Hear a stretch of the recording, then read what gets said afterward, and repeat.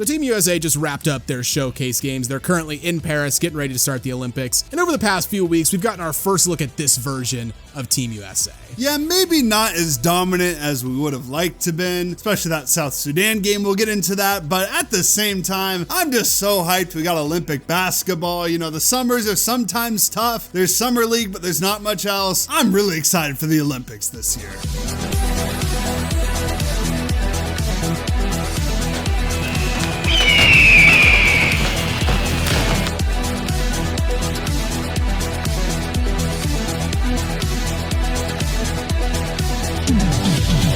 Before we start talking about Team USA, if you haven't already, make sure you leave this video a like, give us a subscribe, and hit that notification bell so you never miss out on one of our videos.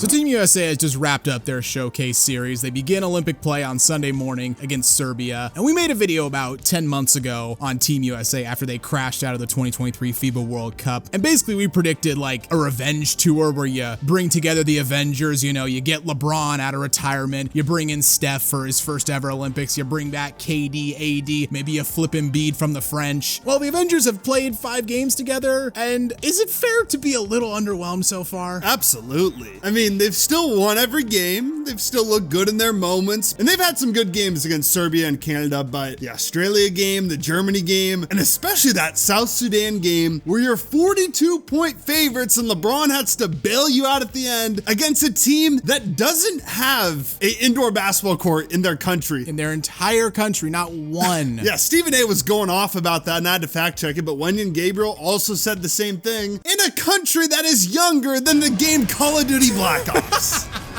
What? Hey, all-time game right there, Call of Duty Black Ops. But yeah, and I mean, props to South Sudan in that game. Oh, yeah. They played an incredible game. They were hitting from threes. They were playing way harder than the Americans were. Like, no shade to South Sudan whatsoever. They played an incredible game. It's clear that the work that Luol Deng's been doing for them has been paying off big time. And this year, they get to play in their first ever Olympics. And you know what? They gave the Americans one hell of a game. But if you're the United States of America in men's basketball, I mean, is there a international sport out there where one country has as big of a perceived talent imbalance as the US has in men's basketball? I can't think of one. I can't think of one off my head either. I mean, maybe there is one out there. There's probably some synchronized diving bullshit that someone China dominates or something, but of the major sports, yeah, basketball, the US just completely dominates. And we've seen this in the past, you know, they always have the talent. I mean, just in the FIBA World Cup, they were still the most talented team and still came up short. And these are just exhibition games. Like, we don't need to freak out. These aren't the official Olympics. They could start on Sunday against Serbia and blow them out by 30. And also, we got to mention Kevin Durant has not played, and Kevin Durant is the all-time leading scorer for the men's national team. He's been huge for this team in the past, so missing him is huge. And it sounds like he's good to go. I don't know if I fully trust that, judging by the fact he hasn't played yet, but hopefully he's good to go and they can just flip the switch come actual Olympic time. Yeah, the showcase games, I mean, they're basically glorified preseason games. So, you know, a lot of the problems that we're gonna lay out, they're probably gonna be ironed out once the actual Olympics start, but that doesn't mean those problems still don't raise eyebrows.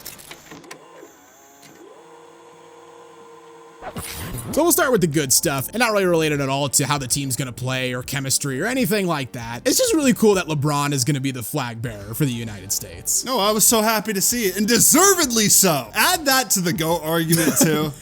Jordan didn't do that. Mike never was the flag bearer for the Americans. Didn't see Kobe repping the flag. Couple of communists out there. LeBron loves America. Exactly. Only the 3rd American basketball player ever to get the honor, the first ever male player. Now, is this gonna get me to actually watch the opening Olympic ceremony? Probably not, but hey, you know, it's a cool thing for hoops fans. I'll be tuning in. As the mega LeBron fan, I gotta support him. Yeah, the LeBron Glazer of the channel, you gotta be there. Got to. All right, now onto the stuff that actually matters, the bigs for Team USA. They've been dominant, and really that was like a big weakness of the FIBA team, but then you bring in AD, more importantly, you bring in Embiid as a huge body. I mean, we saw in the Serbia game, they completely shut down Jokic. He had 16 points, 11 rebounds, not too bad, but on 19 shots. The bigs have been great on defense, but if we had one complaint, I'd say say maybe a little bit better on the offensive end. Like for Bam, I don't expect much, but AD, you know, he's had some games where he's been really good on offense, and then other games not so much. And then Embiid especially, I'd like to see a little bit more. I mean, he's known for being one of the best offensive players in the league, one of the best scorers, a little bit better on that end, and the team will be perfectly fine. Yeah, I agree. I mean, you want to see some more consistency on the offensive end, but on the defensive end, I mean, out-rebounded every opponent in showcase play, had more blocks than every opponent in showcase play. I mean, it's going to be a big strength for them against most teams. And we're going to talk a little bit later about like some of the strategies teams have employed. I mean, basically they're just sending double teams at them really quickly. But I mean, if you're AD, if you're Embiid, if you're Bam and you get isolated one-on-one in the post, I'm trying to go right at dudes. Flex your American muscles, guys. Like, come on. We're bigger and stronger That's what we do. than everyone else in this tournament. Let's see you act like it. And also, like, the U.S. has been able to close out games. I mean, you can make a argument they shouldn't be in these close games. I mean, the South Sudan game, we have to bring it up again, but my boy LeBron James is clutch. People used to say he wasn't, but the dude is clutch as hell. I do love how Anthony Edwards going to the tournament, and it's on brand for him, and I love it. He was like, you know, I'm the best player. I'm the number one option. And then after the South Sudan game, he was like, they asked him, why'd you win? And LeBron James. Bow down to the king. Yeah, LeBron has been huge for them down the stretch. I mean, the Germany game, he also hit that huge three, had that bully layup. So again, should they be this close? No, but now that they've been kind of tested, I think it's honestly kind of a good thing. Like they have already kind of been woken up. Like they know the rest of these teams can play and they know how to close out these tight games. Sure, there's a lot of guys on this team that are used to closing out the games and they're going to have to get used to, you know, making plays, maybe on defense. I was going to say, they're going to have to get used to giving the ball to LeBron down the stretch. Yeah, but LeBron, and then I think if KD's fully healthy, I mean, he's been huge for Team USA in the past. He can close too. So I'm not worried if a game is close whatsoever. But let's get into the bad stuff. So firstly, the biggest problem and the most obvious problem, it's the defense. Again, this will probably be something that's ironed out once the actual competition begins, but just the lack of effort that we've seen from the Americans in the 5 showcase games. I mean, not getting back on defense, letting offensive players just breeze past them, you know, going for reach around steals instead of trying to stay in front of guys. And I mean, it's not like this team is lacking defenders. I mean, they got Booker and Curry, who teams will probably try to attack, but Ant, Tatum, Drew, Bam, AD, Embiid, all above average defenders. And what's frustrating from our perspective is like against Canada and Serbia, they were great on defense, held them both to under 80 points, and even against the Germans, held the Germans to 35.8% shooting from the field. And then you got the Australia and the South Sudan games. It's like, how can there be such a big contrast? I don't really get it because, yeah, on paper, this team is stacked defensively. Like you mentioned Booker and Curry being their worst defenders, and they're honestly like average NBA defenders. They're not even that bad. The South Sudan game, I really don't get. This kind of just feels like an effort thing because, I mean, goddamn, AD, Embiid, Bam, like you just listed them all, Drew, like they have insanely good defenders. So mainly I think it's an effort thing. Yeah, I mean, against South Sudan, I mean, I don't know if they just took them lightly, but in that first half, I mean, South Sudan was getting a bunch of really great looks from threes. And I know the US has like a team of superheroes, right? They got a team of superstars, but there's a lot of other NBA players on a lot of these other teams, like guys who have been in the NBA. Maybe they're not superstars, but they've been in the NBA before. They've played against these guys. They're not afraid of them. Like this is not, as much as people have been comparing it to, the 1992 Dream Team, where I think there was what, like 5 total players in all the Olympics outside of Team USA who had played in the NBA. Yeah, I saw some stat. There was like you said, 5 or maybe it was 9 or something. Now there's like 50 or 60 NBA players. And good ones too. Yeah, very good ones. I mean, the other problem, they've just been careless with the basketball. Again, this could be an effort thing, but at the same time, I don't know. In all but one of the US games, they've had just as many or more turnovers than their opponent. And I mean, you could just see in the Germany game recently, they hold the Germans to under 36% shooting. The Americans shoot 50%, and the game still went down to the wire because they had 14 turnovers. Germany only had 7, and Joel Embiid especially. Dude's got to clean that shit up. In the double teams, he's really been struggling with. I know he just had a quote today, I think, where he said he would average 50 if teams couldn't double team him. These showcase games are showing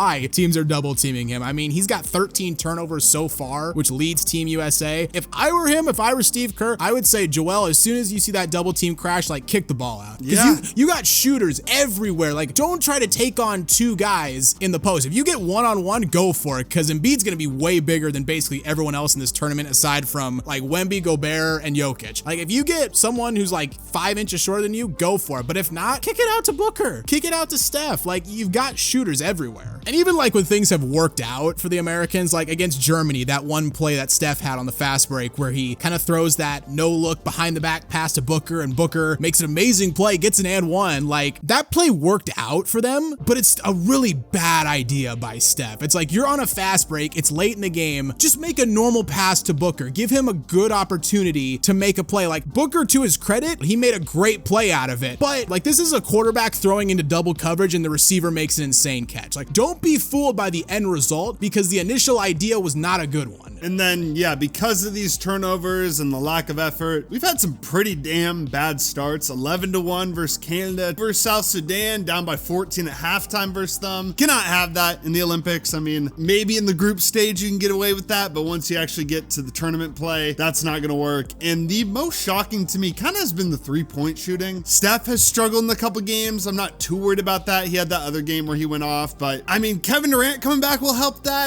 I mean, you got like KD, Steph, Booker, Halliburton's basically out of the rotation, so I don't really count him. I guess Tatum. I mean, Derek White can hit it through, and Drew Holiday for sure can. Like, they have good shooters, but they also have a lot of bigs and some other guys that aren't really great shooters. But I've still been shocked at how bad they've been shooting from three. Yeah, I mean, the line's shorter, so you don't get the kind of spacing that you do in the NBA. And also, I mean, you have to wonder with the shorter line, like, does it throw off your muscle memory a little bit? Like, if you're so used to shooting threes from the NBA distance and all of a sudden the three-point line is now like a little shorter, like, does that throw you off a little bit? I don't know, but, you know, it's something to watch out for. And finally, like, just kind of the same thing as the three-point line, like the overall FIBA rules, it's been a learning curve for the Americans. Say what you want as to whether it's more difficult to score in the NBA or to score internationally, but it's different than the NBA. It's more physical. The refs are not going to be fooled by, you know, Joel Embiid foul baiting. There's no 3 in the key on defense. The goaltending is different. Like, when you play 99% of the games in your life, probably closer to like 99.9% of the games in your life with the NBA rule set, and now you have to go play in an international rule set where it's just a different game, and there's an adjustment period for that. Going back to the shooting, even the damn ball is different. It is different. The ball is slightly different. So basically everything is different. They've been playing the NBA for years. They just finished up a whole 82 NBA game season. Some of the guys, even the playoffs, most of them. So yeah, for sure, that's definitely a thing they got to adjust to too. So really, we're not super worried about all the negatives going into the Olympics. Yeah, I think once the actual Olympics start and they realize, oh yeah, the world is watching, like, everything is on the line now. I mean, I really hope we see them button this shit up, because like we said, when you have this much talent on your roster, there is no excuse for anything other than the gold medal. So in conclusion, I mean, maybe we're being a little too critical, because at the end of the day, the US is undefeated in the showcase games. They won all their games. They won 2 of them against 2 good teams convincingly. And, you know, there's probably a little bit of complacency among the Americans. I mean, I can't imagine it's super easy to wake up for, you know, Germany or South Sudan, who have, you know, a couple NBA players here and there, when you have 4 former MVPs on your roster. So, I mean, there's probably a little bit of complacency, but I mean, it's been said countless times by us in this video and everyone else in sports media, like, the rest of the world, like, the international players at this tournament are not going to be intimidated by the NBA players. Like, a lot of them are NBA colleagues. Yeah, and we fully expect them to win gold. I mean, anything less would be a massive disappointment, but anything else, the sky is falling. I do think there will be some close games. Like, even if you go back to the Redeem team, Kobe had to make some big shots late. I think there was a game versus Spain or something. It was the final against Spain. Yeah, came up big at the end. Like, we have the most talent by far. There's no question about that. We just talked about the MVPs. I mean, we're going to have some games where we have more MVPs than the other team has NBA players, but I think we're going to win every game and we're going to come home with that gold once again. And if we don't, then fire Steve Kerr.